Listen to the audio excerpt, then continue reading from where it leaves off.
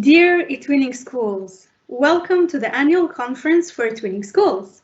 This year we meet online and we're very happy to have you here joining us from all across Europe and beyond.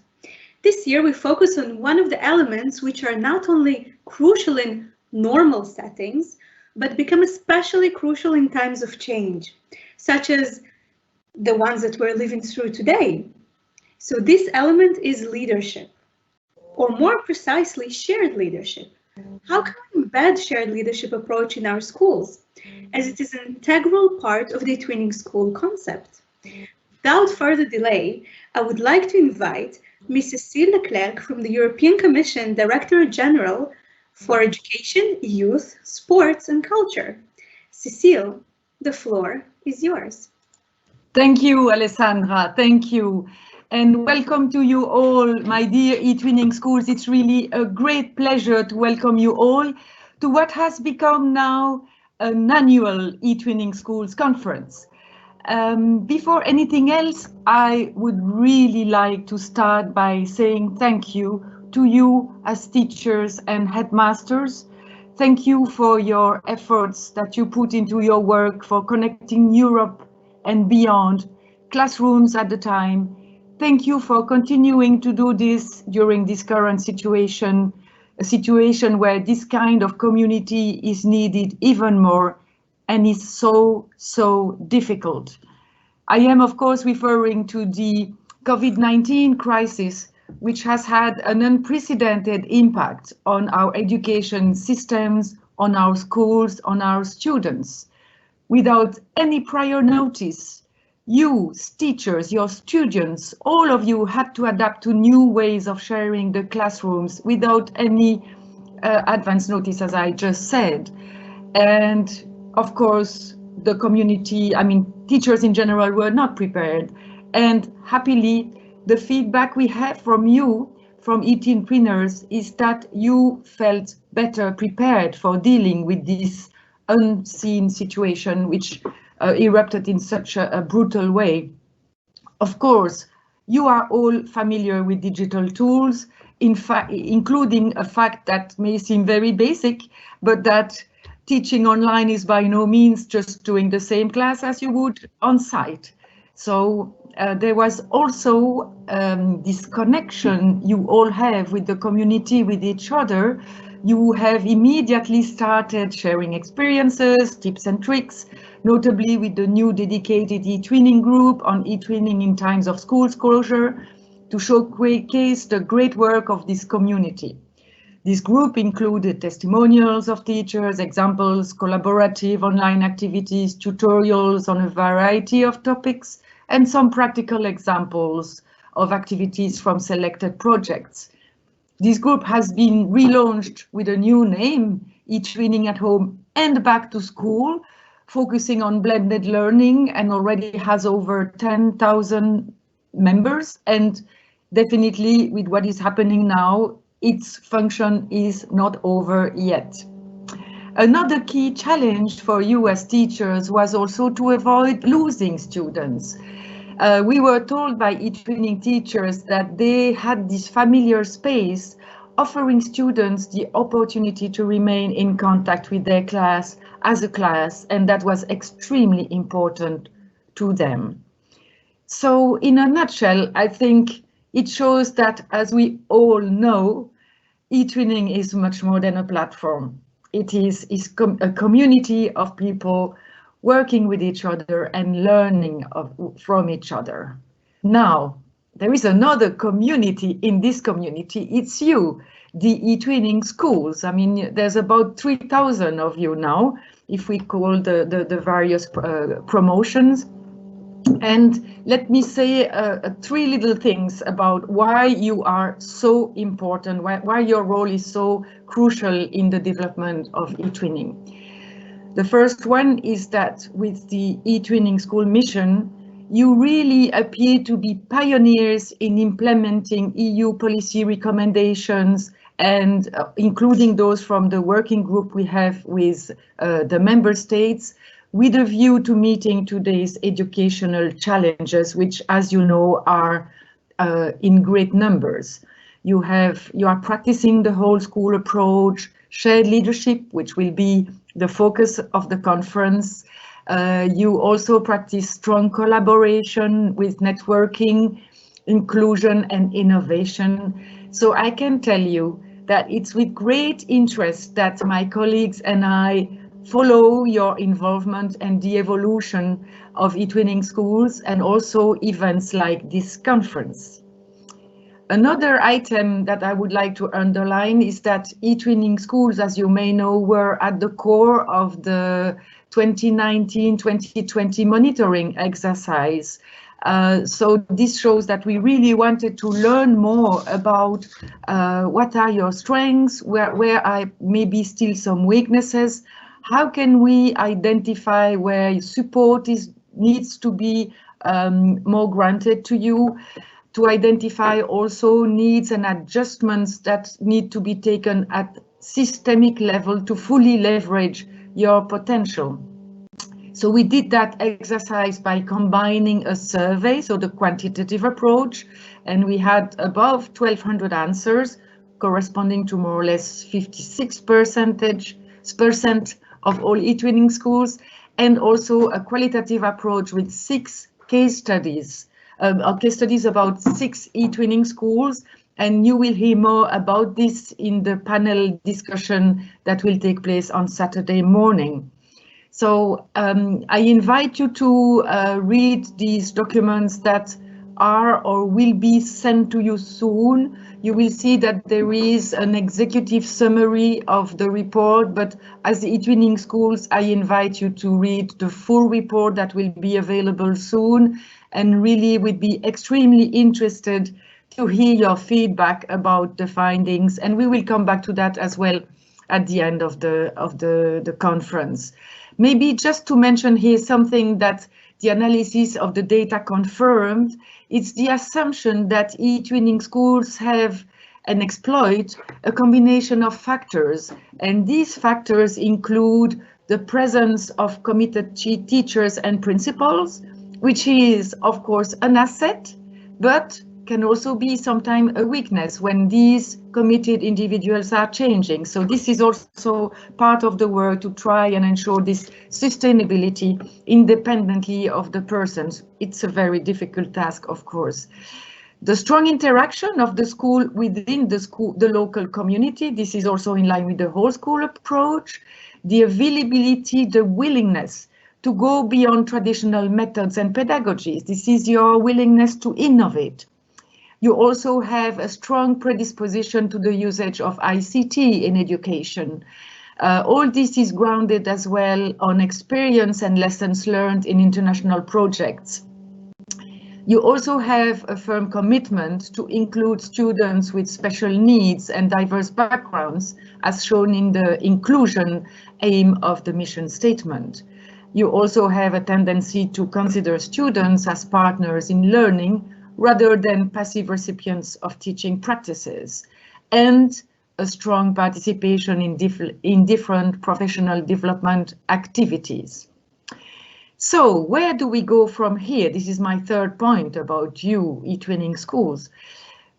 Let me refer here to a main finding about the eTwinning schools in this report, is that it's a very getting the label of eTwinning schools is a milestone in a long development journey. It's a work in process, and it demonstrates that you started the journey, you are committed, you are engaged, you have decided to move towards the mission statement objectives. Of course, we know that these statements are very ambitious, but they are, I mean, as I said in the beginning, you are pioneers towards trying and reach them. So we want to really congratulate you and encourage you to pursue this journey. And while we are looking to the future, maybe my 2 last words would be on the following. The first one is that, as you may have heard at the annual conference, we will focus next year on a very topical thematic priority, which will be media literacy and disinformation. It's, of course, a crucial challenge of our time. It's a multifaceted phenomenon, very fast evolving. It's also very much, how can I say, affecting young people with their strong involvement in social networks. And in times when digital means are more important than ever, we need to really focus and support you, schools, teachers, head teachers, in dealing with this subject. So we will develop a series of tools, we will mobilize all our tools, we will have a book, we will have training opportunities, professional development opportunities. The annual conference will be dedicated to this, and I'm sure that as eTwinning schools, you may also have a leading role, even if this is already done with the safety you already have, but it's really something that is central for schools at this time.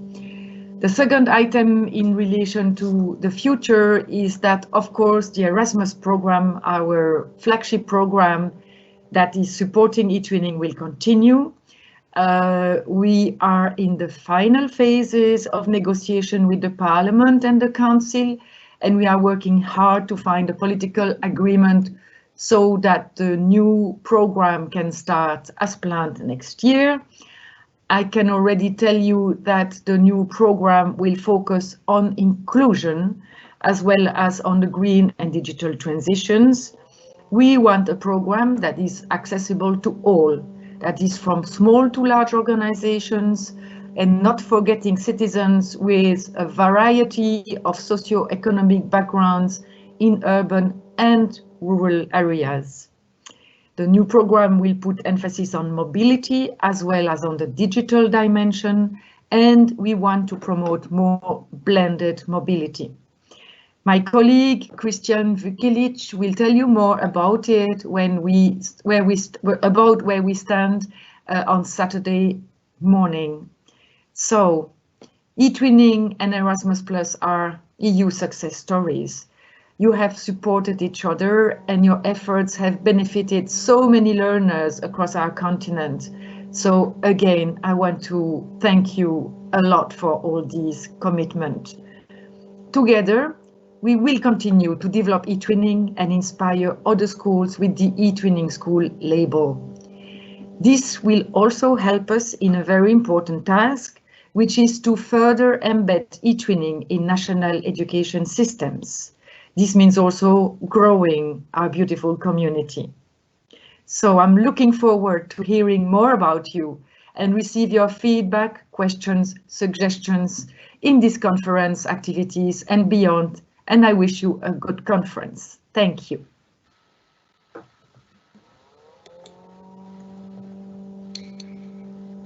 Thank you so much, Cécile.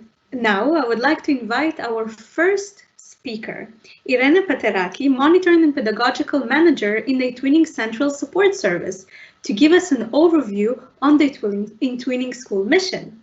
Irene, let's explore how the eTwinning School mission is an ongoing learning process. Irene.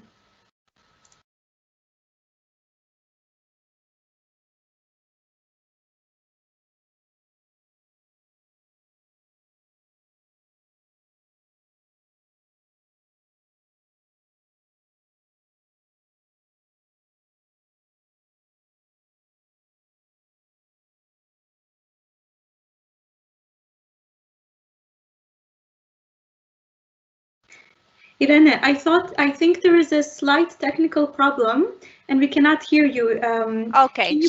Yes. Okay. So welcome once again. I'm really happy to be with you today. We are a strong community. eTwinning is a strong community, and eTwinning schools are a more strong community, let's say, because you are involved more teachers in your schools to work together. During this presentation, I will actually need your help. So you have to have your mobile next to you, or you will use your laptop, because I will need your feedback while I'm presenting the different things we're going to see in a while. So you're eTwinning schools. And when we're talking about eTwinning schools, it means that you all get the eTwinning school label. But what this is about, I suppose, yes, it's a recognition. And with this label, we actually recognize the involvement of the whole school.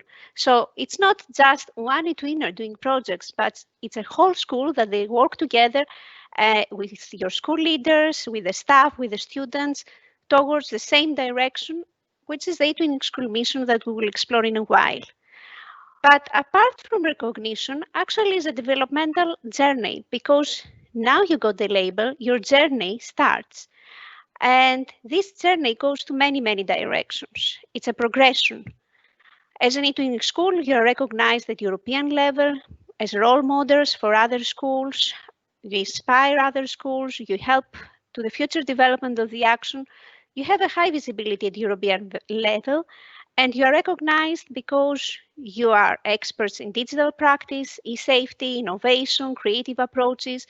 You promote the continuous professional development of the staff, collaborative learning, many different practices, and you participate in dedicated professional development programs like the conference that you are invited for the next 2-3 days. But all this actually goes through the eTwinning School mission. And I'm pretty sure you all know what this eTwinning School mission is about. It's, let's say, our guide to help us work, to help us develop. And we are going to explore in a while a little bit more about shared leadership, collaboration and teamwork, students, that they are agents of change, models for other schools. This is how the eTwinning schools are considered, and inclusive and learning organizations. But now I would need your help before going through the different statements that we have in the eTwinning school mission. Why do we have this mission? What is the purpose of it? I would like to ask you to go to menti.com, and once you go there, you will have to put the code 7032660 and reply to this question. Why do you think that it's important to have an eTwinning school mission? What is the purpose? Why do we need this mission? So I'm really looking forward to see what you're going to reply. And I'm sure you all know the eTwinning school mission now. So let's see what we have here. So the code is 7032660.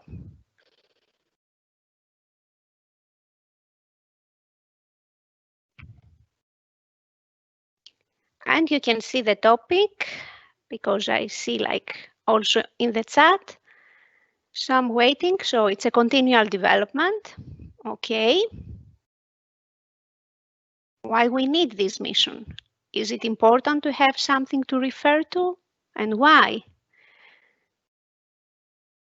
Okay, harmonized approach.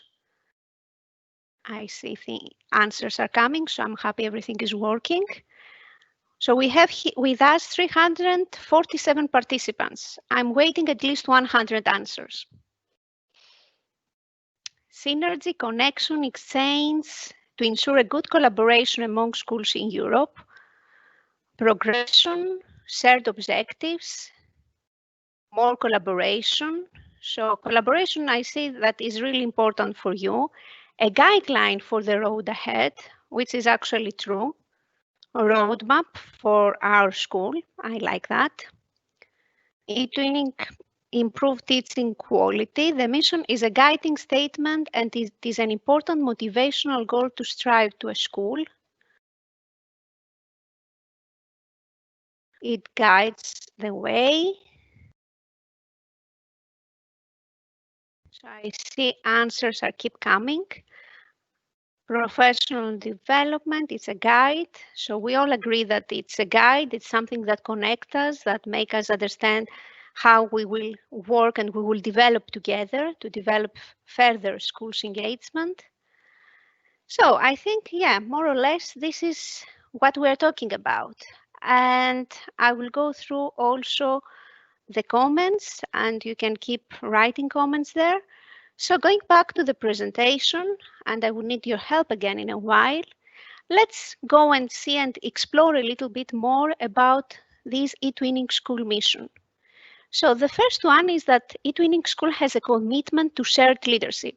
So leadership is a shared process. We don't have just the head teacher who takes decisions, but the responsibility of the organization and the decision-making process is shared among all the staff, the students, and the school principal and teacher leaders understand the opportunities that eTwinning offer and really try to facilitate the work of their teachers that they are working in eTwinning.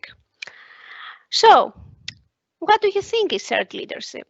I told you that since the beginning I want to have like an interaction because, you know, it's different. If you're in front of a screen, you want to feel that the people are there behind the screen.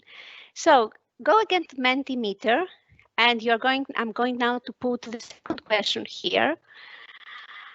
So going to the next question, give me a second.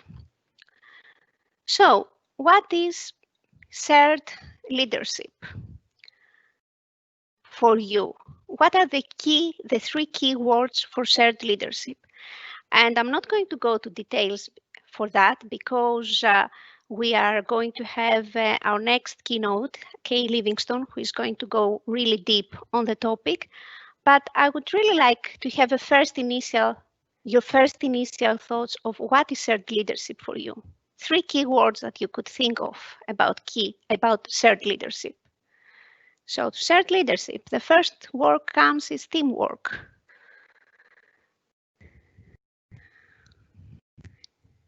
Let's see, how do you consider as being part of an eTwinning school the shared leadership concept?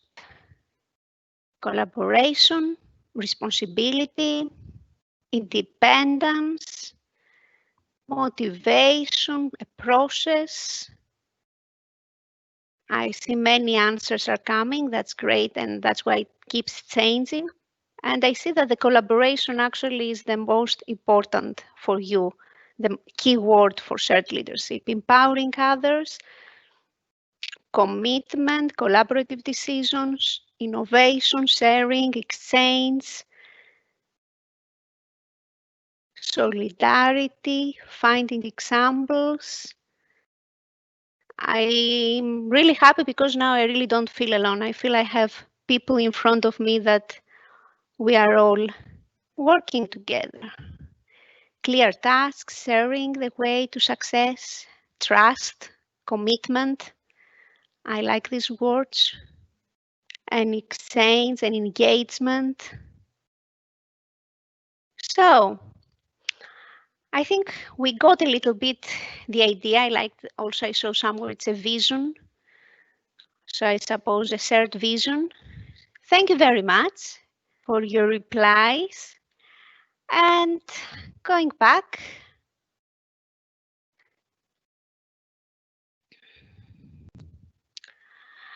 I'm not going, as I say, to go into details, just a little bit like how shared leadership looks like in a school.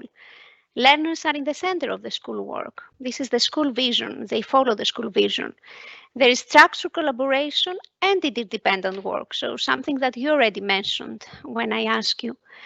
The leadership roles are not confined to only formal leaders. All can have a leadership roles. There are many schools that they have like clubs, different small teams. Teachers take the lead according to their expertise, and they can run different activities. There are teams, and you work together in a team, so complementary strengths of each person brings something. Every person has to bring something in a team, has a strength to bring in a team. And there are many ways of working: discipline, focus, collaboration that can make a significant change in students' learning. And when we go to an eTwinning school, how an eTwinning school can actually achieve the said leadership approach: by organizing staff meetings to discuss about ideas for projects, to give updates on professional development opportunities that teachers took, to facilitate the participation of the staff in professional development by inviting experts, to create clubs, teams on different topics. Teachers who have an interest on, for example, theater, create a team and work on that. Teachers take the lead and find also dedicated time slots per week where you can meet to discuss about different issues. And I know you will tell me that time sometimes is limited, but it's always good to find this time and exchange with your colleagues. organize meetings to involve the staff in decision making, and also, why not, involve the students to participate. And part actually of the shared leadership is the collaboration in eTwinning School. And this was the biggest word, the one that most of you wrote about collaboration. And collaboration, when you work together to plan your eTwinning and pedagogical activities, when you have the opportunity to share your experiences and practices with your colleagues in and outside the school, and provide an action plan, which actually this action plan can be the school plan that provides also opportunities for eTwinning activities and drive innovation and change. And when we're talking about collaboration, we're not talking about collaboration only among teachers. We're talking about collaboration among teachers, students, the involvement of parents, the involvement of local community. They all have to work together and collaborate in order to achieve bigger results for the school. Inside the school, you will tell me, yeah, collaboration has many challenges, but also it has many benefits, and there are solutions that can be found to find the solution actually to these challenges. So now I would like you to go to a Padlet that I have there created. And I would like to give you like 3-4 minutes to tell me what are the benefits of collaborating inside the school. And when we are talking about inside the school, we are talking about teachers, the management team, the students. What are the benefits? What are the challenges? And what solutions would you propose to that? So going again, sorry, I'm just have to change from here to here. And I suppose you already have to share the link. Okay. Alexandra just did it. So you have the link in the chat. Please go there and tell me. I know it's difficult.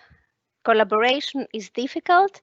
And I know that we are very used to collaborate with our colleagues in eTwinning, but sometimes it can be harder to do it with our colleagues at school, with our students. But how this can be done? So what are the benefits and what are the main challenges? And then I think I will give the solutions to you for homework. So let's concentrate on the benefits, the challenges, and once we finish, I would like to go and check what you have written to the challenges and propose solutions there. So, as I'm checking, enhance key competencies. All people at school feel responsible for it, and also they have a feeling of belonging. Teachers are not alone. When they work together, they grow faster. I think that's true. You work as a team, you share responsibilities, mentor, supervise others. Mentoring scheme is a really important scheme in collaboration, I think. And where there is good collaboration, it's much easier to reach a set goal and everyone benefits from this. The workload is shared, joint strengths, achieve things, cooperation, sharing experiences.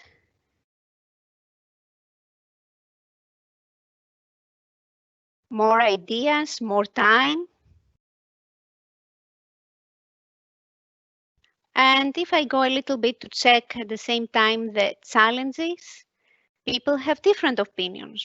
And that's true. We have to find a way to negotiate with the others, enhance opportunities to learn skills and competencies, lack of time. But somebody said in the benefits that we actually can find time. Teachers are often working maximum workload and it's hard to find time for collaboration. Time is the biggest challenge. So I see everybody puts time as the biggest challenge. I have to say I was expecting that. Support positive atmosphere, motivate teachers to join the teams, different personalities for sure. So to create a team where everybody is motivated, finding time. Yes, I see that. Prejudice, to motivate teachers of other subjects, not linguistics, to help you in finding great topics. Language problems, lack of time, different amount of commitment. And I'm just checking also in the benefits. You are very active today. I'm really happy for that. But I have to say I didn't expect something less from our teachers in eTwinning schools. And I see that there are also some solutions already. So informal meetings and activities held by teachers to showcase and motivate. Incorporated into school improvement plans. Focus on horizontal learning, activities together, practice collaboration, meetings, activities outside of the school, establishing working groups by theme, good planning, project-based learning and active and to motivate your students, good planning. So I think that we are on the same page here and I really like that. So going back, I have to say that I agree with all of you. And yes, teachers are able to create shared expectations and high standards for all students.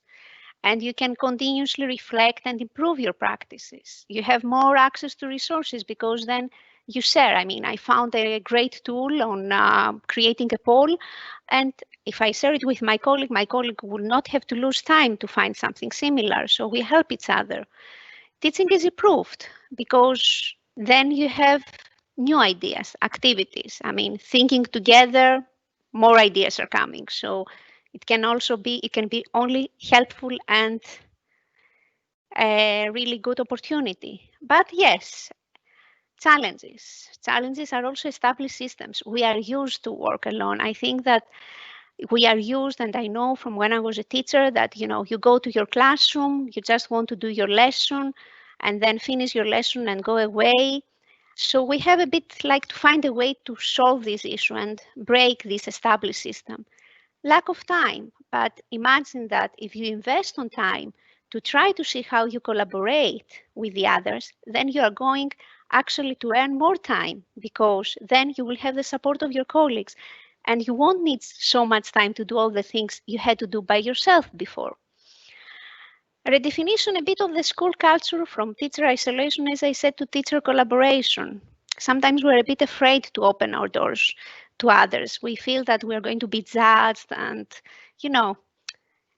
it doesn't feel maybe so comfortable, but we have to be brave on that. And there are going to be tensions and disagreements, but we are adults. And I think we can find a solution to all this and we can actually learn each other better in that way. So I think that challenge is accepted. And I know that working with eTwinners, many of you say that it's easier. But sometimes working with your colleagues at school, it can be difficult. Why? I mean, I think let's give it a try and see how much we are going to earn from that. What we can do on that direction, teach and learn from each other, create your own social network, take on big interdisciplinary projects, something we are really promoting lately. And you will see we have done that, and you will see that in the monitoring report that schools, eTwinning schools, work together in a project involving all the classes of the school. So instead of having a project by yourself, all by yourself, every class in your school has responsibilities, has an activity to organize. And then you will see how nicely it works and how all the school community is involved. And in that way, you also can involve teachers that are a bit more afraid to join and they don't want to take the initiative and start something by themselves because they collaborate, they do something all together. Collaborate on creating lesson plans, share what works with the others, start a blog to share all the things you know and everybody can post different things there about their school activities. Get feedback and have open lessons where, for example, teachers can come and see how you are working in an eTwinning project. Schedule weekly get-togethers, brainstorm, work together to solve problems. And make time for chatting. You can chat for whatever, and then something good can come out of it for your work at school. Don't be afraid to ask for help. I think everybody needs help. Try co-teaching, which can actually help the students feel more engaged when they see that more than one teacher work together on the same topic. Take classes together, professional development opportunities together, and don't wait for others to make the first move. You can do it. You can start, and then you will see that it's contagious and everybody will continue and take the lead. Be open to new ideas. And then we go to parents' engagement. And we said that it's not about only teachers, but also it's about parents and community. And genuine parent engagement exists when there is a meaningful relationship between parents and teachers with a shared goal to maximize the learning and the well-being of the students. And the community engagement, we should not see a school apart from the community. A school is part of the community. And by involving the whole community, we improve the students' learning. We can involve community organizations, sport clubs, education and training providers, local businesses, industry to work with us at school and try to make connections, because once the students leave school, they will live in a community, and they are already living in a community, so they have to be part of that. And to do that, we need a two-way communication between parents and teachers. Parents should be part of the school conversation. They have to have the right to share their opinion. All parents should be welcomed and valued as part of the school community. Every interaction is respectful, and there are many styles of communication that have to be used, and this we will talk also for the inclusivity. So different parents, different backgrounds, the school has to find a way to accommodate all. And parents should give their feedback and feel part of the game, part of the students, part of their children's learning. And the community members can also connect with the school, and they have many, many things to offer to the school. So I would like you now to go to Mentimeter and write an example on collaboration. And I'm sure you have lots of experience on collaboration. So I would like you here to write an example of collaboration that you already practice in your school or outside your school. How do you do that? What kind of collaboration you have? And I'm not talking about eTwinning projects. I'm talking about collaboration with your colleagues, collaboration with the management team, collaboration with your students, and outside of the school with parents, with the local community. Are you doing something specifically? You can just write it very shortly as an example.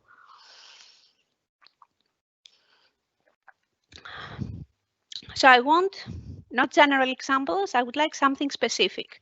I have a club and we are doing, I don't know, together crafts with the parents.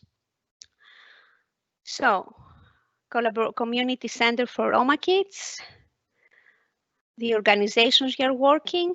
Yes, something more concrete. What exactly you're doing, how you define this collaboration. Sharing training with other teachers, okay. Presentation of project for parents, yes, but how are parents involved on that? Because if they are you're just presenting your project, are they active in some way? Invite writers in an open day, language competitions, creating materials. Okay. eTwinning clubs, parents clubs, creating groups in social media. Students, parents, and teachers organize your school run each year in the spring. The eTwinning activities done at school. You organize meetings.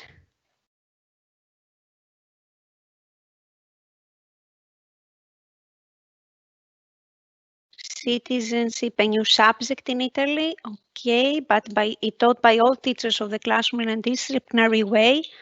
And maybe you can try to do that through an eTwinning project and have an interdisciplinary eTwinning project there. Designing an eTwinning bulletin board with the students, and I hope that it's not only your students, but the students of all the different classrooms at school. Design a project with students and teachers, meetings, online conferences. Okay, so thank you for that. I will also have a look so you can keep writing, because I think that some of these ideas we can use them also in the eTwinning School group. So going back here, we go now to the third mission statement. eTwinning schools have students as agents of change. So students have a role to play in the development of the eTwinning school. They promote eTwinning to teachers, but to the parents as well. They act as drivers, as a sounding board for all innovation taking place in pedagogy and use of technology. This is what we say. And how we do that? Personalized learning, project-based learning. Students are engaged and they are active on their own learning. And students' agency, it means that we give a voice to students. Students are the leaders of their own learning. They are participating actively in the decisions, in the class, in the school. And eTwinning can be used as a tool to boost student agency. Because usually what we do is that over summer, we decide that we want to do a project on that topic. We go to school and then we say to our students, this is the topic we are going to deal. Let's see what elements we can put. And why don't you ask your students what are the topics that they are really like to be involved? What are their interests? What they can do related to the curriculum, to the subject that you are teaching this year? And see how many ideas you will get from them. And start planning the project together with them. Because usually we have students at the end of the process. So we consider that students have an active role because at the end of the project, they present the project to the parents or to the local community. This is just a dissemination. We have to give them a bigger and active role in their learning. And students can work as agents, can be partners in innovation. We can use them I'm sorry for the word use, it's not use, but we can take advantage of all the things that they have to offer.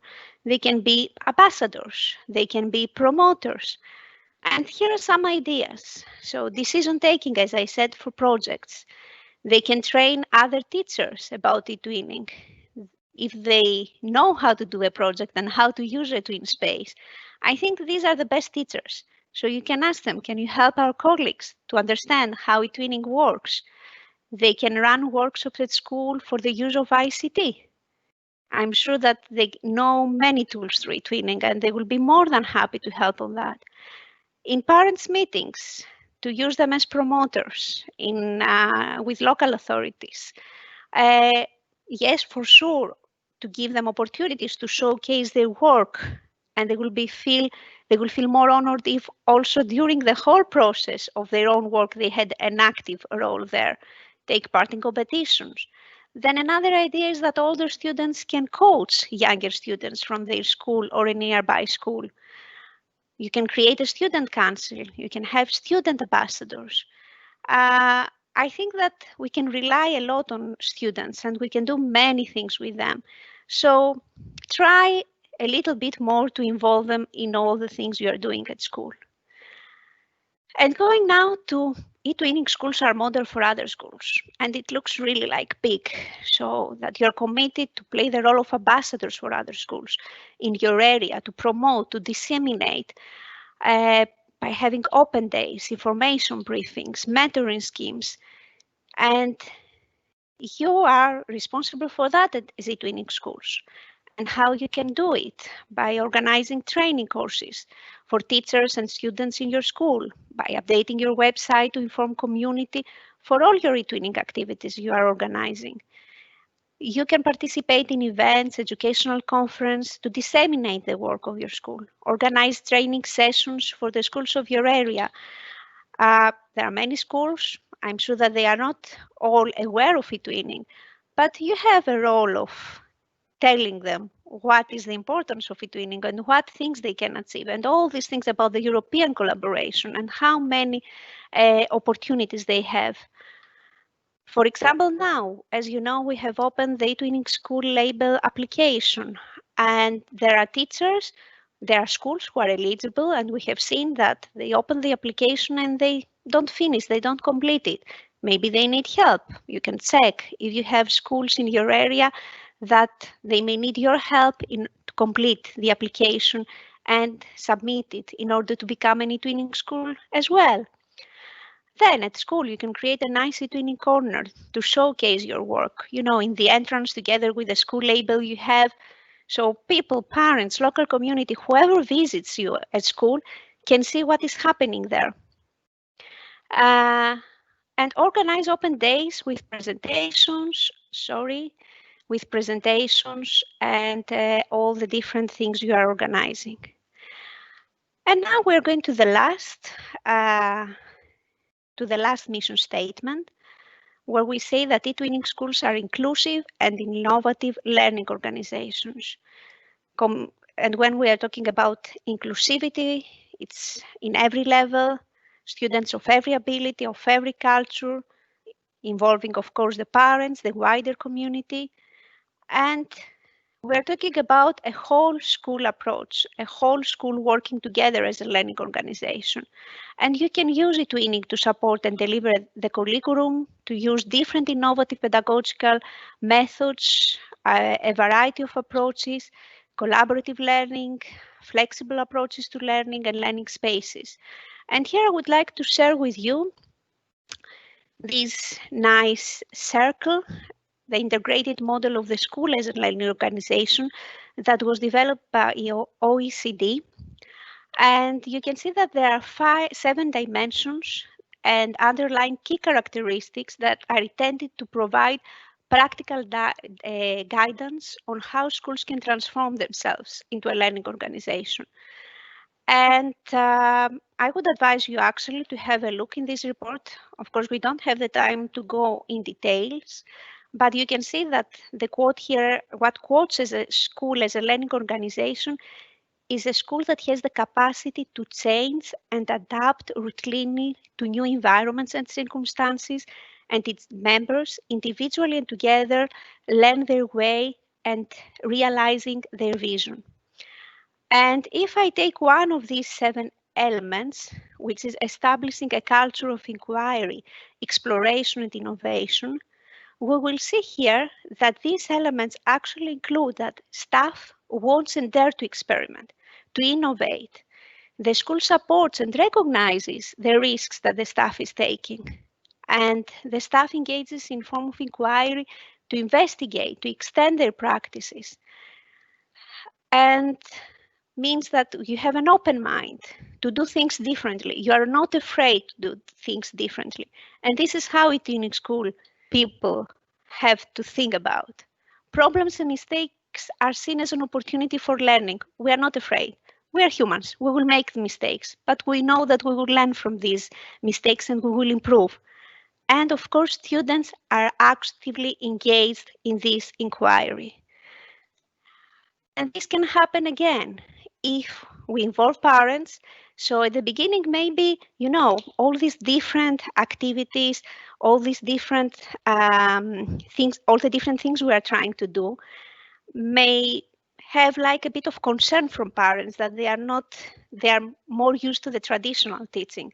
And I know that many of you have problems when you try to explain to the parents that an eTwinning project, you know, it's actual learning, and it has proven that students can learn in a better way than just following the book.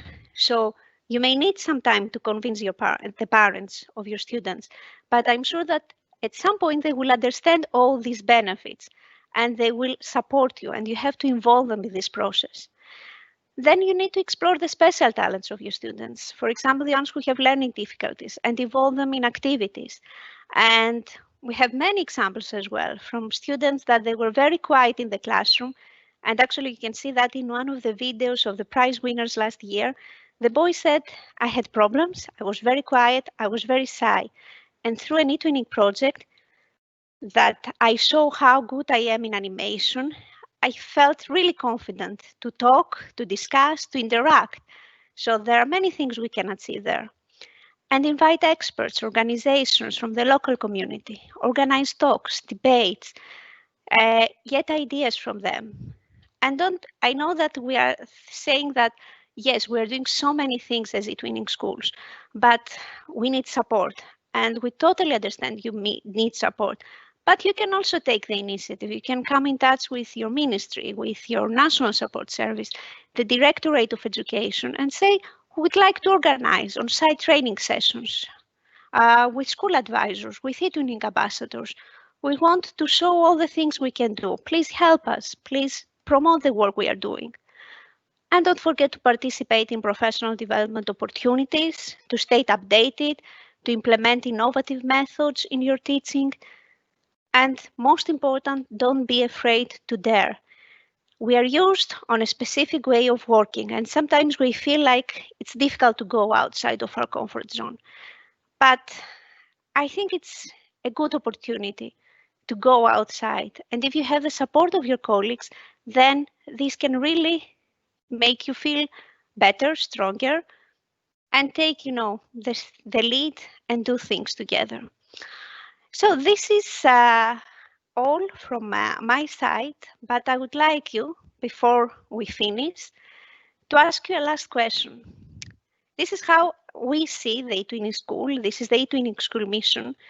But I would like you to tell me why do you consider important for your school to be an eTwinning school? And I would really love to see your replies here. I'm just going again to the Mentimeter. And here is the last one. So you're going to use a different code now. So you have to use the code 3251216 and tell me why you consider it important for your school to be an eTwinning school. So it's again www.menti.com, and you just need to use a different code.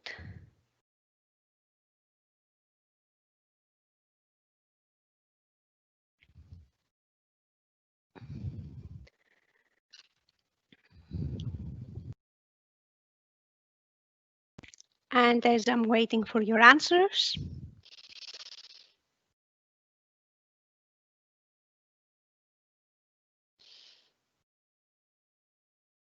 we feel that eTwinning schools have a great potential and would really like to know more about you. But let's see. I suppose you can all have access and you can see. So just to remind you, it's a different code. Great, it started coming. So it's a motivation for you. It's a recognition.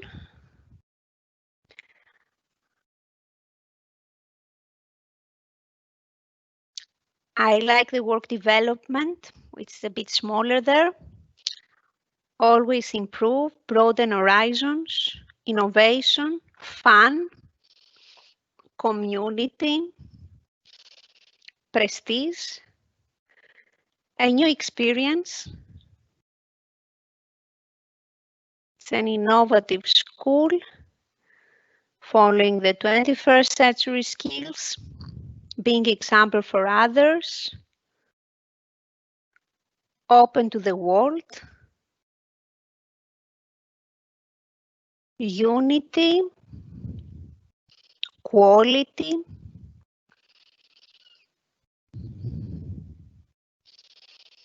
international promotion, professional experience, confirmation of our work.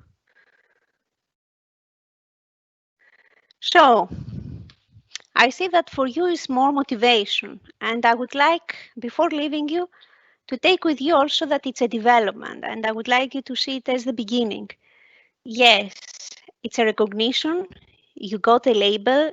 Your school has become an eTwinning school, but now your journey starts. And this means that now you have to start to see how you can improve, how you can become better in all the different statements we have in the eTwinning school mission. And you don't need to start from everything. It's difficult. You can say that this year in our school, we're going to concentrate in collaboration. We are going to concentrate on activate students more. And next year, we are going to work more on how we can involve parents more. So thank you for that. And I'm just like coming to the end. Here you can see the summary report, and you have already got it by email, and you can see it in the Learning Lab space. I would really advise you to have a look. We are going also soon to publish the full report, where we have 6 case studies of eTwinning schools like you, and you will see them on Saturday.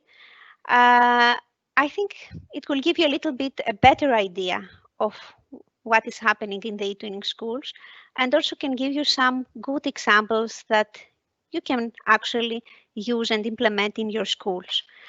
And I would like to finish actually the way we finished in the book. So eTwinning schools can act as a guiding North Star for the other schools in their area and contribute to making eTwinning a common practice for all. I think this is one of your roles, and I think you can do it, and you can succeed really well on that direction. So thank you very much, and I hope you enjoy and you will get many, many things from the conference the next 2 days that they are following. Thank you.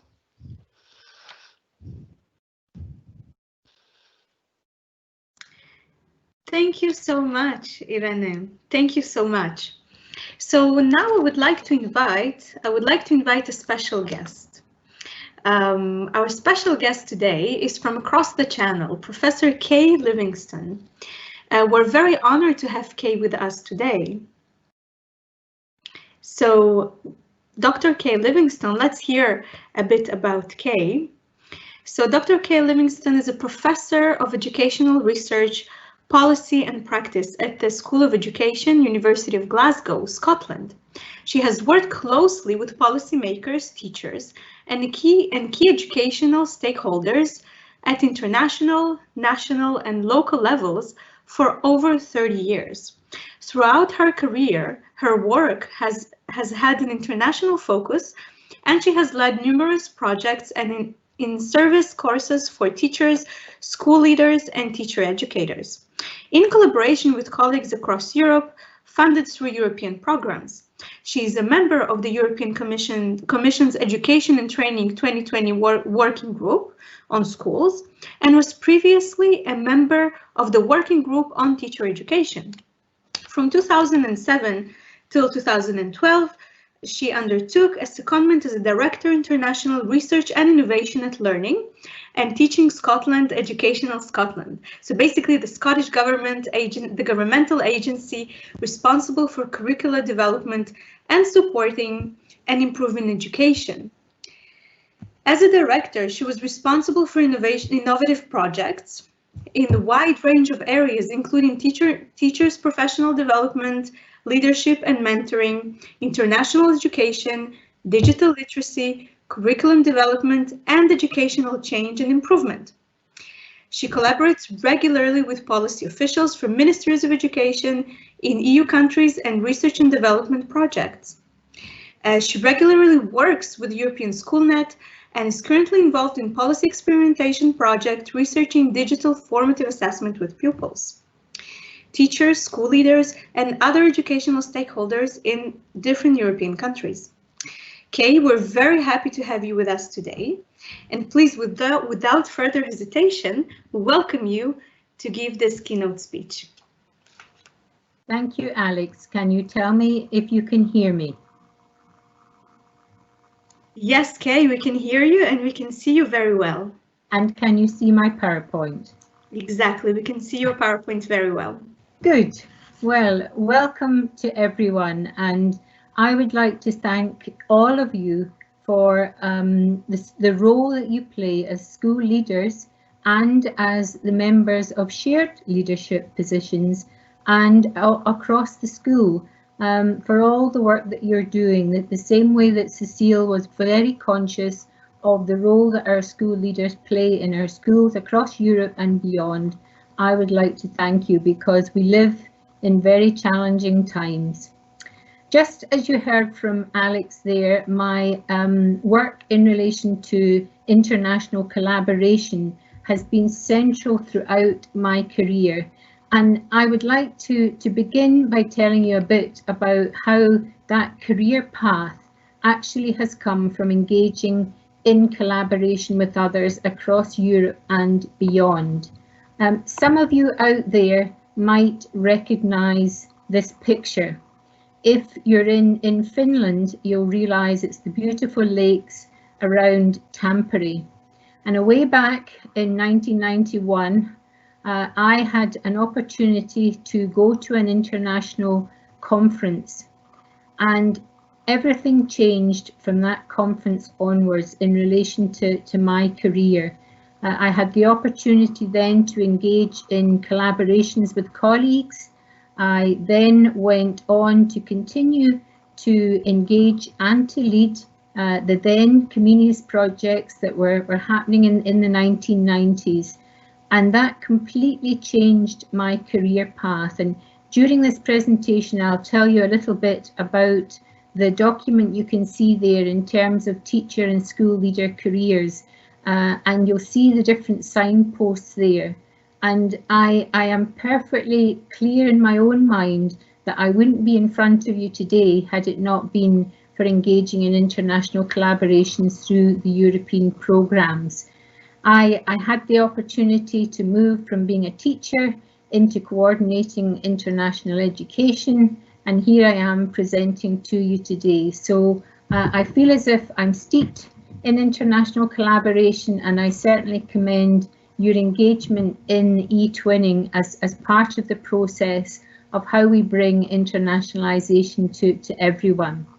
So to give you an overview of my presentation, you heard Irene say I will speak a little bit about the concept of leadership. I was very interested in looking at all of the comments that you were making on the Mentimeter. I could see that you were already, many of you, very much acquainted with the key principles of shared leadership, but I shall say a bit more about those, drawing on research as I go along. I'm also very aware that there is a large number of participants here, and so some of you will be very experienced in leadership. Perhaps some of you are new to leadership. There might be some of you who have a role in eTwinning and are thinking about taking on more of a leadership role. So we'll think about it in terms of how we have a whole school approach to eTwinning through shared leadership. I'm also going to give you some examples of eTwinning schools that I have been working with in relation to research and practice, and the examples have the opportunity for shared leadership across the school and also the whole school approaches that we've heard Irene speak about today. And I want to finish by just giving you some examples from those schools and from others in terms of if you have that sense of shared leadership, the sense of the whole school being involved, then the impact on pupils, teachers, parents, whole school or communities. And throughout the presentation, you will see that I have some reflective questions for you. And I'll just pause and you'll see the questions come up on the screen, and it will give you an opportunity to think about some of the things that I've been saying in relation to your own schools and your own classrooms, your own students and your own teachers. You know the communities that you work in best. Every context is different, and so the questions are there to are designed for you to think about your own context in relation to everything that you're hearing. So in terms of leadership, as soon as you start looking into the research literature, you see that there are many terms that have been used to describe the process where leadership within a school is spread from a school principal or a head teacher. We know that different terms are used across different countries, and these terms include shared leadership, but there's also distributed leadership, there's democratic leadership, there's team leadership, or there's teacher leadership, and there are others. I've just picked a few to put here for you today. But these are not synonyms, they're not all exactly the same. It's not a case of interchanging one from the other. There are slight differences between them, but if I was to spend my presentation today focusing in on trying to understand each one of these, then we would be here for more than the time that I have allotted to me. I am very pleased that eTwinning has shown that commitment to shared leadership. And the critical thing that I want to mention, Tony Townsend talked about the critical leadership skill in the establishment of that broader leadership, that shared leadership, is the way that the school leader builds capacity for leadership in other people. And that certainly brings its challenges in terms of how you manage that process, in terms of how you share responsibility. So the way that the school leader builds capacity for leadership is something that we're going to continue to talk about. But in this presentation, the focus really is on that sense of shared leadership and the benefits that we can bring to it with that commitment that the eTwinning programme brings to it. So in terms of shared leadership, again, if you look into the research, Spillane talks about it being all about the actual practice, and it's the sense of interactions between people and their situations and the sense of an interdependency. So it's not about those who are in the position of a school leader then relinquishing all of their leadership, but it's about sharing it with others across the school.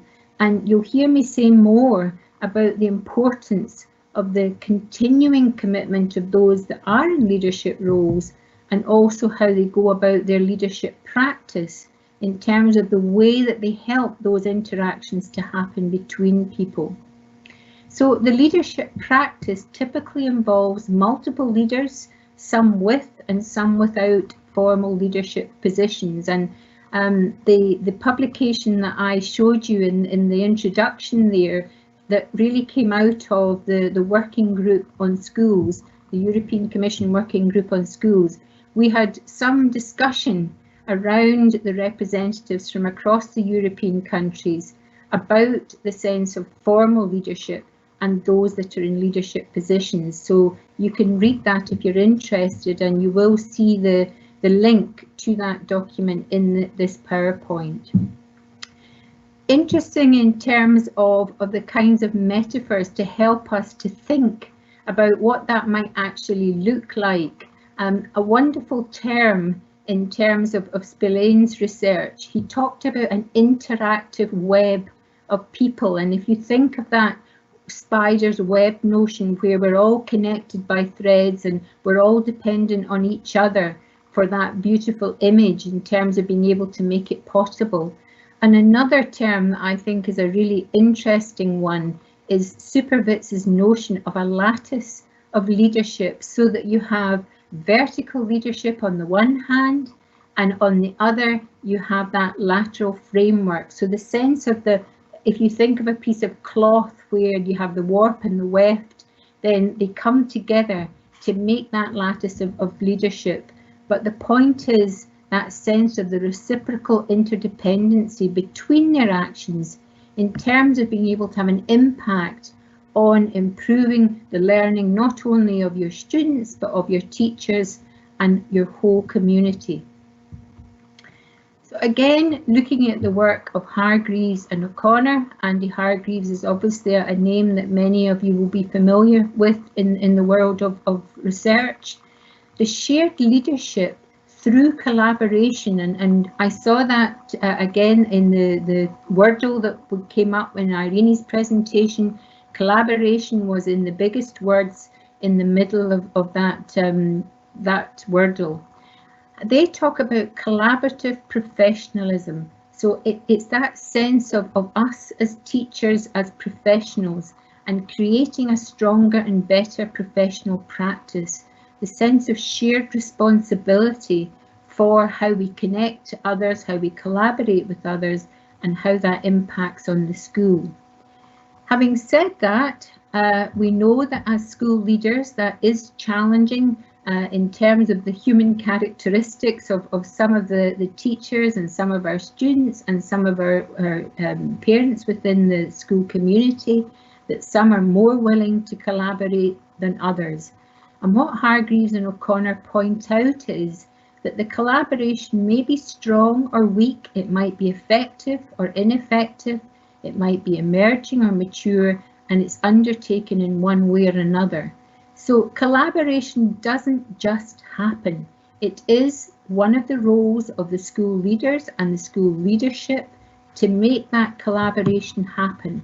And it does need certain conditions.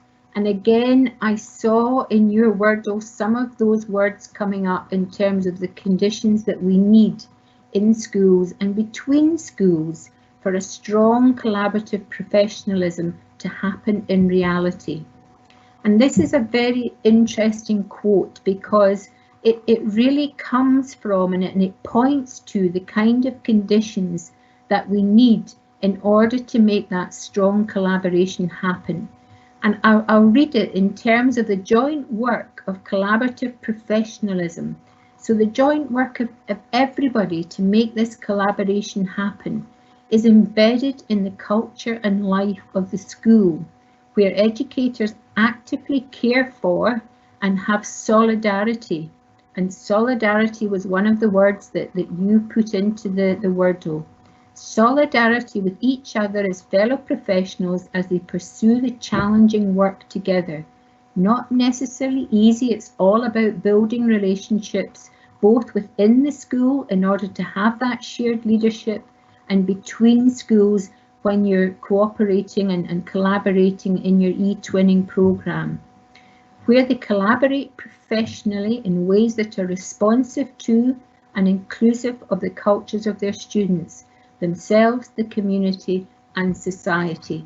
And again, that emphasis on inclusion, and Cecilia mentioned the importance of that in her opening speech. So it tells you something about how we need to go about creating the conditions for collaboration that are so important. The other key principle is that sense of agency, and agency can be an individual teacher having that notion of the collective empowerment to be able to take on a leadership position, as many of you that are listening have, or it's that collective empowerment where you are sharing the leadership by giving others, empowering others to have that agency, that active role in being able to participate in the shared leadership of the school and in the shared leadership of the work around eTwinning. The active role in that sense of co-construction of knowledge is at the forefront of the kind of constructivist theories of learning that we've all been thinking about in relation to our pupils, our students. How do they start getting engaged in working together in groups in terms of being able to be active in their own learning process? And my argument is it's the same for all learners in terms of the school community, the pupils, the teachers, the school leaders, parents. How can they actively come together to feel engaged in developing the learning within the school? And this points to the notion of learning communities rather than individual active agency of one leader. It's about that sense of participation in learning communities where we learn from one another in the shared leadership. There's benefits within your own school, but the shared leadership that you can have in relation to working with your eTwinning partner or partners.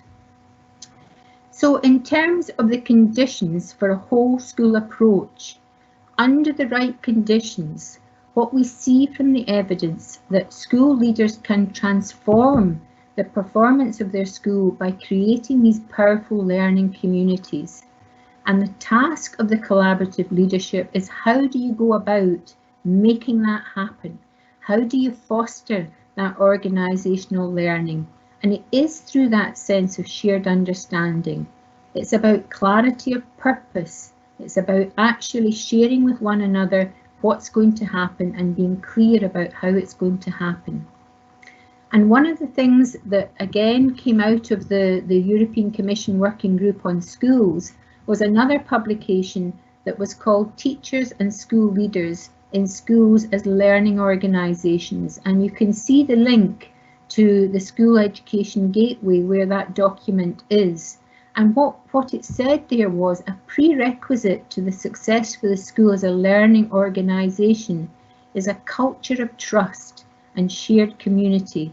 So again, going back to thinking about the key principles for shared leadership, we've talked about collaboration, we've talked about agency, we've talked about the whole school approach, but at the heart of all of that is that culture of trust, being able to have those interactions and the shared sense of community that supports the collaborative effort. And that really underpins what we're trying to get across in terms of shared leadership in relation to eTwinning. So moving on to thinking about how this makes sense in an eTwinning school. For me, you've heard how important I think the international collaboration is, and I really see it as the core business of schools today. It is and should be at the heart of learning and teaching and everything you do in terms of our global community. I've seen it in terms of gathering evidence for research purposes. I've seen it in practice by visiting schools across Europe and beyond. I've seen it impact on pupils, teachers, school leaders, the whole school and the wider community.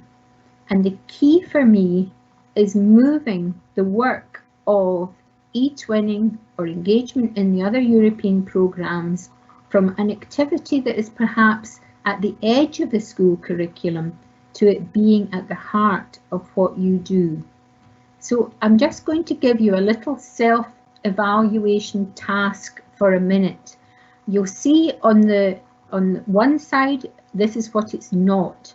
So I'm suggesting that engaging in an eTwinning school, being an eTwinning school, is not a task for a single teacher, a coordinator, or a champion. It might be led by an eTwinning coordinator or a champion, but it's not a task. That coordinator has a responsibility to share the task through shared leadership. It's not another initiative, something else to do. If teachers see it that way, then we have to think about the conditions to help them to share their expertise and to be involved. It's not about issues in other countries, and it's not a one-off bolt-on activity that's at the periphery of your day-to-day work in school.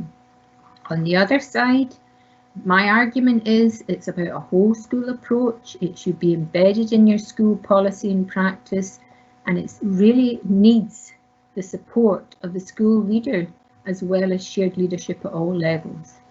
It's about teaching and learning being embedded in the totality of the curriculum, so across the different areas of the curriculum, and it is about local and global issues and how they're connected, and it should be built into the day-to-day learning. So if you take a minute just to look at those two lists, which side of the PowerPoint slide would you see your school sitting? Is it sitting all together in the it's about a whole school approach, or are you in the side of some of those there where perhaps it's still a task for only a few people and it's still perhaps just one project within a school rather than being seen as something that can impact across a whole school for a whole school collaborative approach? Just have a think for a minute. Where does our school sit? On which side of that slide does my school sit?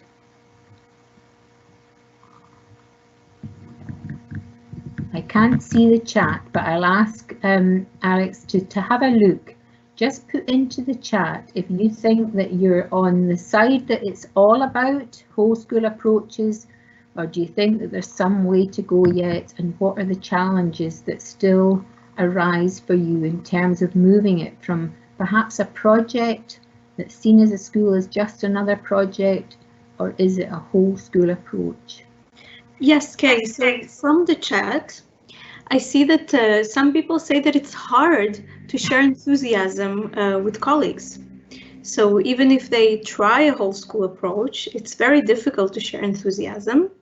And another challenge that our participants are sharing is, well, indeed, collaborative leadership, shared leadership is excellent, but it becomes even more difficult when teaching from distance and when schools are now in a situation that teachers don't meet, they cannot meet between them, and they cannot meet their school leaders. So these are the comments that we have now. What do you think about this, Kay? These are very interesting comments, and you'll not be surprised to know that I have heard these comments before. In terms of trying to motivate and show enthusiasm for teachers who are perhaps not as motivated, or teachers who perhaps feel they've got enough and they don't need any more. Another initiative comes along and they think, no, this is not for me. The key for me about this is to see the value on the one hand of engaging in an eTwinning project in terms of being able to see other ways of doing things, to be able to engage. But most of all, you've got to be able to see a benefit in terms of the students that you work with. So how can this engagement actually help them to learn better? And also the benefit for you as a teacher. So are you able to find out new ways of doing things? Are you able to see it as a professional development? Again, if you look at the research in terms of motivation, some of Guskey's work tells us that those that are perhaps more reticent at getting involved and lack the enthusiasm that you're seeing in the chat there. It's a sense of, well, if they can see the benefit for the classroom, they can see the benefit for their students, they can see the benefit for themselves, then that starts to change the process. And the other thing that you saw in the slide where I said, I think it's the sense of international collaboration is part of our core business now, because it is about a global community in terms of how we can help our students to see it as a global community and start building that cooperation where we're working in schools in that way, and it's built into part of what we do. In relation to the challenges we have at the moment, again, I can only agree it is much harder. I think that we live our life in these kinds of digital communications as we're doing at the moment. And it is harder because we are asking people to have another communication, if you like, on top of what they're trying to do with their own students. But I think that, again, it can be an exciting way, it can be a motivating way to see that actually we have to sometimes lift our head out of all of the challenges that we have. And it can actually be a motivation for some of the students as well as for some of the teachers to be able to hear that actually we're not alone in our challenges, the kinds of challenges that we're all facing, to be able to reach out to some of the students who are perhaps not engaging and that aren't able to access through digital means, or perhaps lack the digital literacy. Then hearing about what other schools are doing in other countries and hearing about the challenges and how they've overcome them actually can be quite motivating. But I can only agree that it's not an easy task, and we're all trying to find our way through it. But again, I would point you to an interesting publication that is on the European Commission on the School Gateway, is a blended learning publication where it's been written by representatives across Europe, and it talks about the challenges of how we can engage through digital means. So moving on then. Again, just a couple of questions for you to think about. How can school leaders make active use of European collaboration in the strategic development of their schools? And I will go on to give you an example of this, but how do you move it from being a project to something that's actually at the core of trying to take the school forward? And what can and should school leaders do to ensure that maximum positive impact on the school as a whole? So not just one or two really highly motivated teachers, but how do you make it something where it does have a positive impact on the school as a whole? Again, questions to think about, questions to take back to your own school, questions to ask of the teachers in your own school so that they can share their thoughts. Part of the shared leadership is not trying to answer the questions yourself, but asking the questions with colleagues, trying to identify the kinds of benefits and challenges that they see. So there isn't one way of doing it, but school leaders do matter and shared leadership matters. Again, what you see here is another practical guide for school leaders. I was one of the original authors of this publication. It's been revised since the first edition. This is the second edition.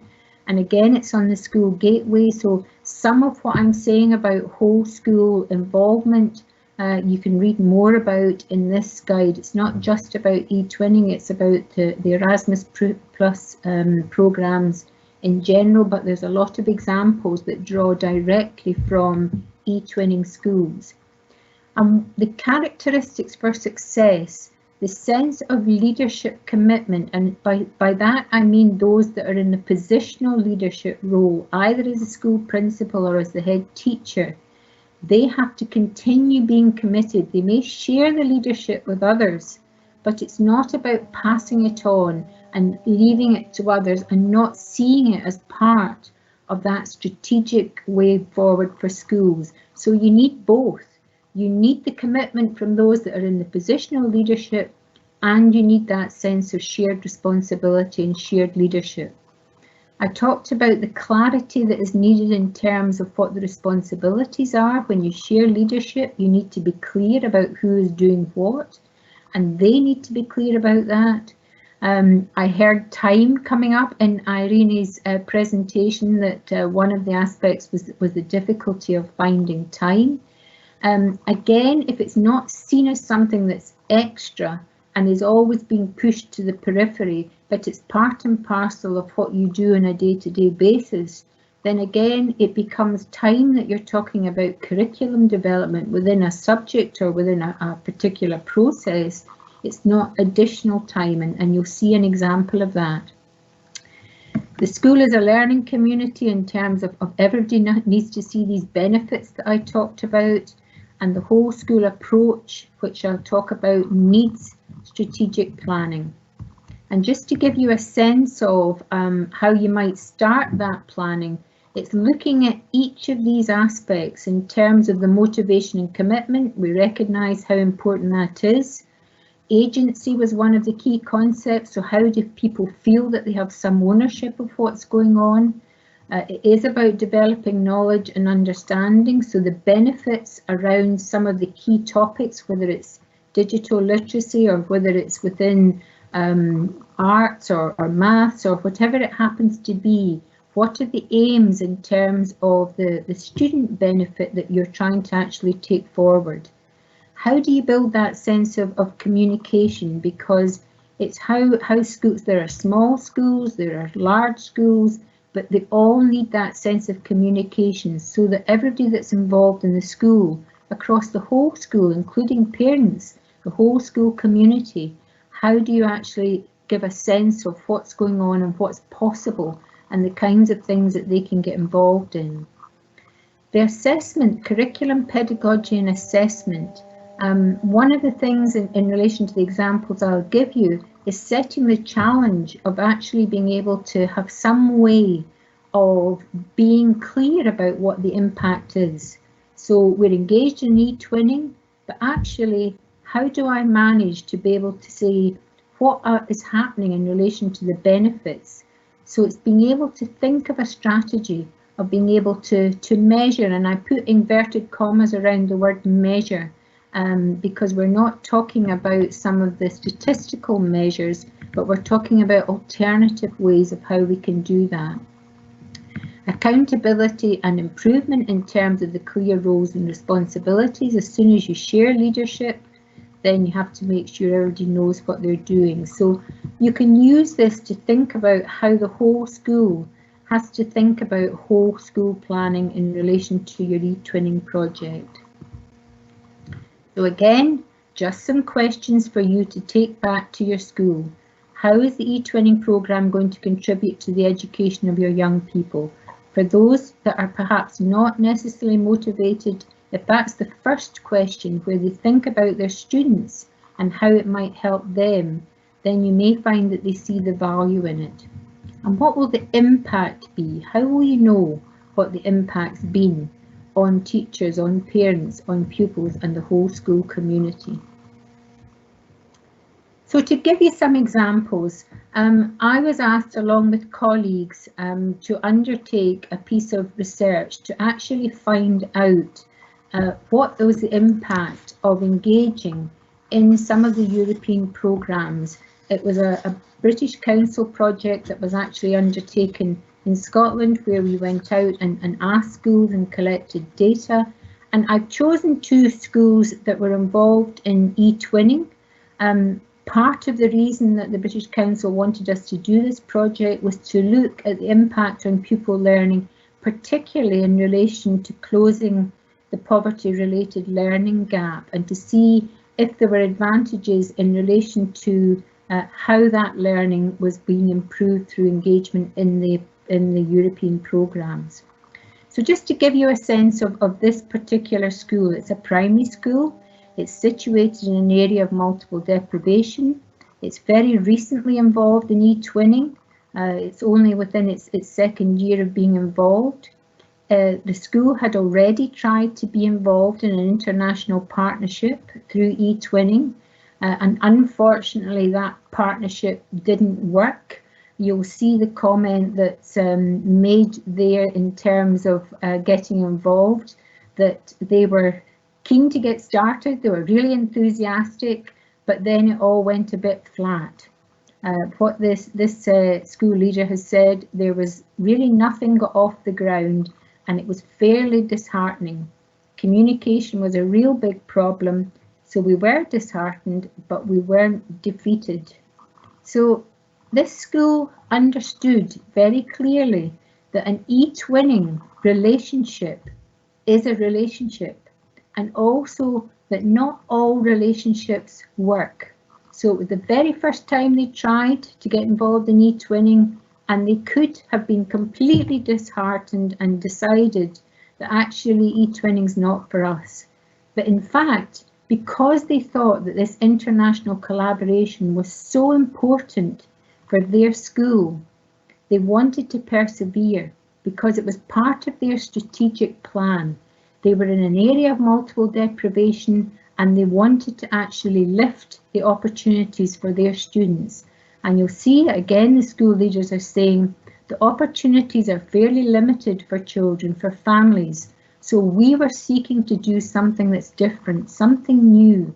Quite often we are the people trying to pick up the tab on developing their aspirations. So again, that from a strategic point of view, they had gone into the eTwinning with a real idea about school improvement and improving the opportunities for their young people. There was strong leadership through the head teacher and the assistant, the deputy head teacher, but there was strong leadership throughout the whole school. And so that sense of everybody was in it together to make a real difference to their school, whole school involvement. And they focused on developing horizons and also how they could access new opportunities for developing confidence and motivation. And it was embedded in their whole school plan in terms of their development. And just to give you a sense of how it started. So first of all, it sat in their strategic plan. And the idea, first of all, was It was going to be about digital learning. They put it in there and they wanted to make an impact on seeing a difference with pupils' attainment around digital learning. So in terms of trying to find ways to see how eTwinning was making a difference and improving their young people's ability around digital learning. But it soon developed. It wasn't just about digital learning, because they'd seen it as a whole school development and every teacher was involved. Very soon it also became about literacy, numeracy, health and well-being. They were sharing with the other school what they were doing. They were setting projects between the schools around these aspects as well. So although it was digital learning at the heart of it, these other subject areas were also beginning to be impacted. And again, first of all, it's getting the kids, the children excited, it's getting them interested. They're having a really good time. So for some of them that had been disengaged in learning, it really transformed these young people in terms of motivating them to get engaged with the other school so they could share what they were doing. And the school leader was very, very clear. From his perspective, one of the biggest things in closing the equity gap in learning is this kind of a project, the eTwinning. It's about creating the opportunities for their pupils. They'll never experience this unless they had this opportunity and they really wanted to develop their aspirations.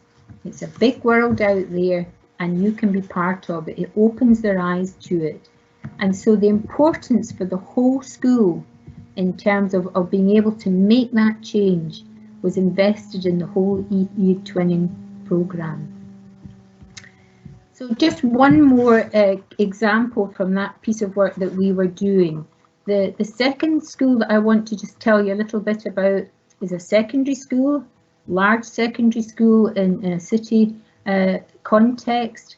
And again, this school recognised that global issues were part of the ethos of the whole school. It was at the core of what they did. So it wasn't something that was on the edge, it was at the core. They'd been involved in eTwinning for over 10 years, so lots of different connections, different projects set up. And again, strong and continuous leadership. So not only shared leadership across the school, but those that were in the position of school leader. And what was interesting about this is that there were different school leaders over time. And I know in a number of European countries, the school leaders change. It's not where you're in that position for the rest of the time. You actually have changes that are quite frequent in some countries, and it's a new person that comes in. How do you keep that continuity across time? But the eTwinning and the European programmes were so embedded in the whole school approach that actually, as the school leaders changed, the commitment to it became strong, no matter which person was there. They were again part of their school improvement plan, so they were at the heart of the planning right across the school, and it was about moving towards seeing how they could encourage the most disadvantaged pupils and their parents. So engaging them in how they can get involved in an eTwinning in terms of sharing what the parents were doing as well as what the pupils were doing. And just to give you some examples again of quotes, there was a new deputy head came in and was asked to take responsibility for the international work. And that new person had expected that it would be a strand within that secondary school. But instead of that, what that deputy leader found was it was everywhere. How could I pull it out? It wasn't just in one subject. It's difficult to pick a subject where they're not involved in some way or other. I can see why it would be good to perhaps pick it out, because she would then be able to measure it much more easily. But actually, it was everywhere. And identifying it as something different, well, why would I do that? Because it wasn't about ticking a box. So it wasn't about ticking a box for statistics. It was actually about hearing them talking about it. It was about collecting the stories from the students, from the pupils, about what they were doing. So she thought it would be a strand, but actually it was everywhere. And the school leader made a really interesting comment. When something is embedded in the whole school, it somehow might seem less obvious, but actually it becomes organic.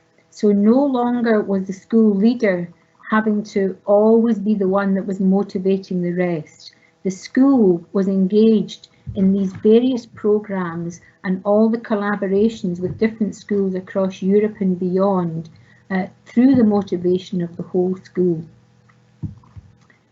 So again, 2 questions for you to take back to school to think about it. Then how can we make sure that there is an impact on teachers' learning? How can eTwinning support the development of effective career-long professional learning for teachers? And then what's the role of school leaders in matching the development needs of teachers?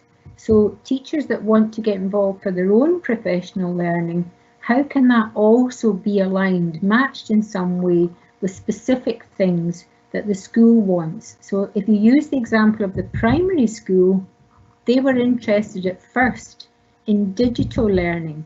How might that be matched with teachers who want to work on the professional development in terms of digital learning themselves?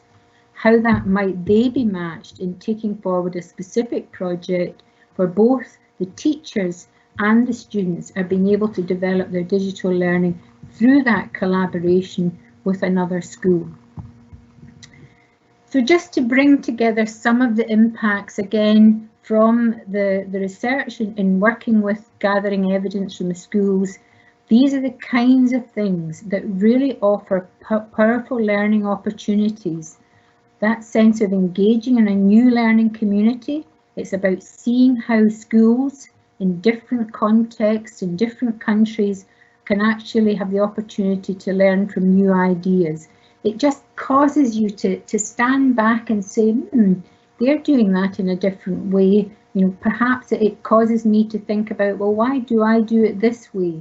And an opportunity to see other things and to understand and value that there are different ways of doing things. And it's about sharing the experiences. It's about talking through how it's done, sharing the processes. It gives you a sense to be able to ask questions of those that you're collaborating with in terms of, you know, I can see what's happening here at the moment, but how did you get to that point? And what will be the next step that you'll take in practice? And it's engaging in these deeper conversations and trying to understand the different possibilities, asking questions of your own practice because you've been looking and reflecting and working with others. It gives you a sense of being able to gain a better understanding of your own practice, but also understanding the importance of context in terms of learning and gaining confidence professionally and personally. And again, for some of the teachers that I've worked with, I've really seen, just as it happened for me, that sense of really changing their confidence and professionally being able to take steps of leadership because of their engagement in the international collaborations. So I said to you I would return to this publication that we wrote in the working group on schools, and a very interesting concept of how teachers can actually think about their professional development. And I'll just give you a bit more information about this. So on the one hand, in terms of if there's shared leadership in your school through eTwinning, that might give some teachers the confidence to move into positional leadership. For others, the next one, moving up and along, they might become more competent because they're having the opportunity to gain expertise of leading perhaps part of the whole eTwinning programme rather than taking full responsibility, but it's giving them the sense of broadening or deepening their competence. In terms of moving sideways, it might be that a teacher then has the opportunity to lead a particular aspect. If you are already an eTwinning coordinator, perhaps you might have the opportunity to mentor a new teacher, or you might have the opportunity to mentor someone who's never been involved in the European programmes and help them to understand. For some people, you might be able to actually take a different step out of the school and perhaps have a secondment somewhere else. That happened to me. I managed to get a secondment and worked in Brussels for a while. That came from my engagement in the programmes. It's about adding another network. So as a school, the sense of through the eTwinning, you're not alone. You've actually got a network, another network of teachers, another network of experiences where you can engage and you can actually learn from there. And again, moving in and out, crossing the border of the school community and perhaps being able to engage with others either through research. Obviously, as researchers, we've also been able to get involved with schools and to build the expertise of some of the teachers we've been working with around research.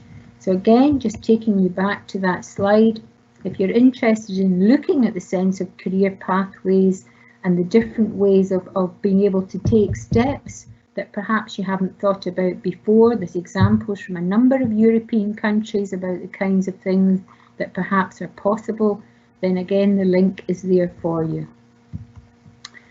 So just the last few questions before we finish.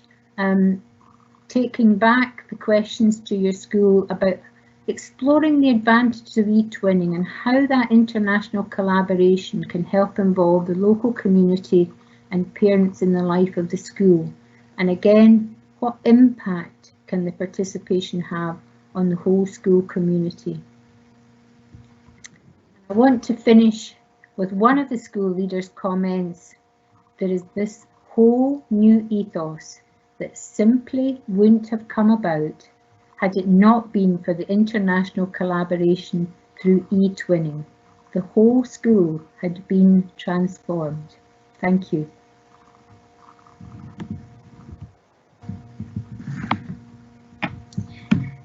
Thank you so much, Kay. Thank you. So we have some questions. Well, first of all, thank you. It was very informative and there were a lot of interesting comments and teachers were really sharing, teachers and school leaders, of course, were sharing their insights of what you said. And some of them indeed agreed with a lot of what you said. And we had some great comments and questions. And I will, of course, look only at a few of the questions because some of them are also repetitive. So there was a question about the role of students in leadership. So as you mentioned, student agency and how eTwinning is also a way to empower students. There was a question of how can we engage students in shared leadership? Do we even engage students in shared leadership? So this is the first question. And would you like to reply to this question and then we'll go to the next one?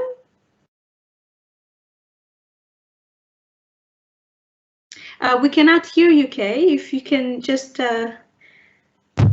yes.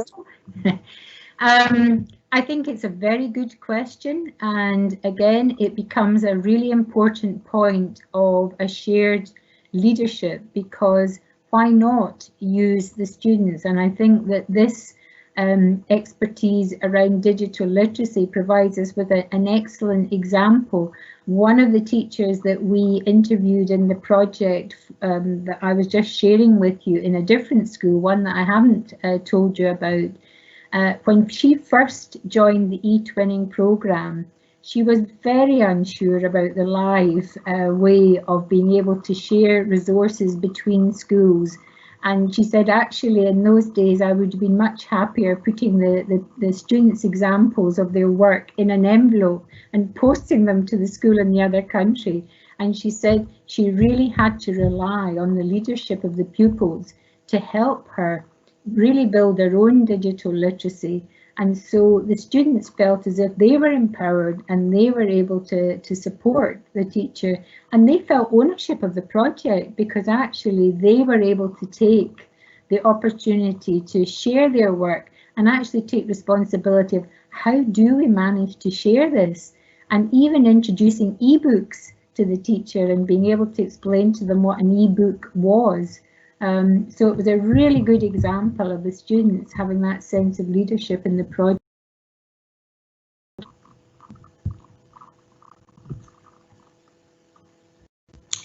Thank you so much, Kay. There is another question that, well, it refers also to what you said before, that sometimes it's easier to engage students rather than teachers. So we had a lot of comments from participants that say that it's very difficult for them to engage their colleagues. That teachers say they don't have time and they're always busy. So from this case studies from the two schools that you have examined and you shared their very interesting journeys, what will be your tip to the teachers and the school leaders that follow us? And we have 370 attendees.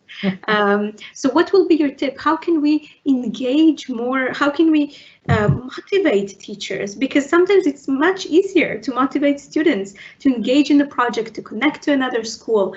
But how can we reach out to teachers? What would you, from what you saw, from the schools you examined, what would be your tip? The interesting thing, Alex, about that is that if you start by talking about the benefits to the students that they're working with, and if you start by talking about the benefits of exploring and deepening understanding within a teacher's subject area, because often if we think of the secondary school, then those that are engaged in a subject really feel as if I need all of the time I have to be able to get the curriculum in relation to the work of the subject. But if you actually start to engage with them around what are the areas within that subject that you could actually explore, or even to share the work so that the students have for your students, if you have students and you want to think about how you can motivate them, how you can prepare them to be able to understand more about other countries, can you simply share some of the work on a particular topic so that they can see, if they can see the benefits for the students, and if they can see that actually it's enhancing the learning rather than being an extra part of the learning, or rather than being something where it's a separate aspect that takes more time. So I've got to get through this curriculum and I've got to do eTwinning. If they can see that actually we're talking about our subject, we're enhancing our subject, we're broadening and deepening the subject, we're giving the students the opportunity to share their work with another school, be able to have a platform, an audience. Not only does it motivate the young people, but if the teachers can see the benefits, and if they can see it as something that isn't extra, it is about them thinking about their subject, it's about thinking about what they're doing in the classroom anyway, but how else can they do it by engaging in an eTwinning programme.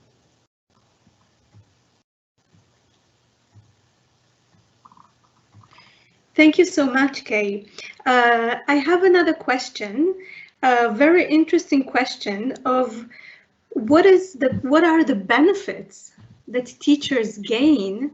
And of course, I would like to extend this question of what are the benefits that school leaders gain when implementing a shared leadership approach in the school, from what you saw in research, from what you saw in these case studies. What are the benefits? Well, I think I've spoken a lot about the benefits for teachers' professional development, and they can be within their own subject area. They can be in terms of them feeling confident about their own practice. It can be about them expanding their practice through collaboration. It can be about them developing a much deeper understanding of the importance of context. It can be about them understanding that actually in terms of different pedagogical approaches, it can be about different assessment approaches. It can be about different aspects of the curriculum development. So actually there is just so many benefits that they can accrue from the engagement in an eTwinning or involvement in some kind of international collaboration. And I think also in terms of building their own competence as a teacher and experiencing a leadership role, particularly if they haven't had the experience of being in a leadership role, in terms of being able to say, well, I can take a part of that leadership. I can take responsibility for thinking about it in my subject area and thinking about how some of the students may engage with another school through the live eTwinning platforms. But at the same time, I think for benefits for school leaders, I think, how do you start the process of shared leadership if you're somebody who hasn't had that experience, you're perhaps new to the role of school leadership and wondering how that collaboration can be built up? Then again, beginning the communication with another school. And in actual fact, one of the examples of the school who was fairly new to eTwinning, the eTwinning school that they actually linked up with in the other country, that school leader had been involved in previous successful eTwinning programs. And so what happened was the expertise of what eTwinning was like, and also the expertise of how that head teacher, that school leader, started to share the leadership among the school, was a real benefit for the school leader who was new to it. So again, it's making connections through eTwinning, where you might make sure in your network of schools there are some school leaders who already have the experience of international collaboration and already have experience of shared leadership and can share with you the practical aspects, the steps that they took to move from it being seen as a project within the school to it being something that's seen as a whole school approach. Thank you very much, Kay.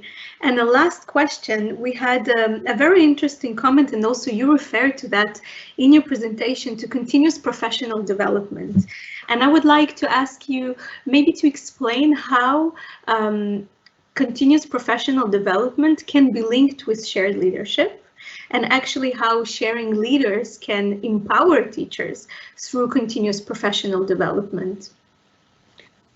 Yeah, I don't see a difference between engaging in shared leadership and professional learning. I think that the more that we work in collaboration with others, I think the more that we have the opportunity to feel as if we have some agency in what we do, then we are learning all of the time. The example I gave of myself personally, I felt that the journey I had in terms of so many international collaborations over time, every time I'm in a meeting with the European Commission Working Group on Schools and with representation from all 27 European countries, every time I learn. And that is through sharing with others, hearing about the kinds of things that they're doing, discussing together the very questions that you're putting to me. You know, what are the benefits for teachers? How do you encourage teachers who are less motivated?